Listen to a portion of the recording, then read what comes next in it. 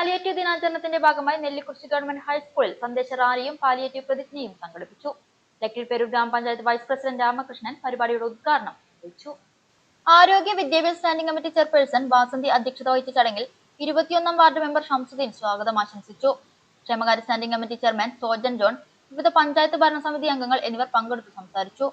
പേരൂർ കുടുംബാരോഗ്യ കേന്ദ്രം medical officer doctor അർച്ചന വിദ്യാർത്ഥികൾക്കായി പാലിയേറ്റീവ് ബോധവൽക്കരണ ക്ലാസ് എടുത്തു.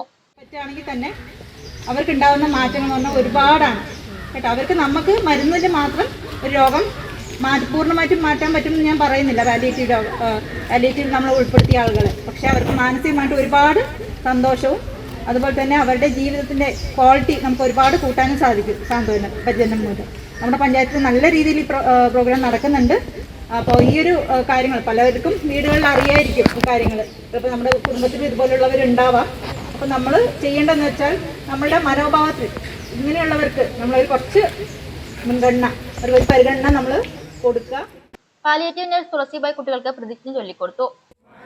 സാമൂഹികവുമായ നിരവധി പ്രതിസന്ധികളിലൂടെ കടന്നു പോകുന്ന വ്യക്തിയെയും കുടുംബത്തെയും കേൾക്കുകയും പരിചരിക്കുകയും ചെയ്യുക എന്നത് ഉത്തരവാദിത്വമാണെന്ന ബോധം ഞാൻ ഉൾക്കൊള്ളുന്നു.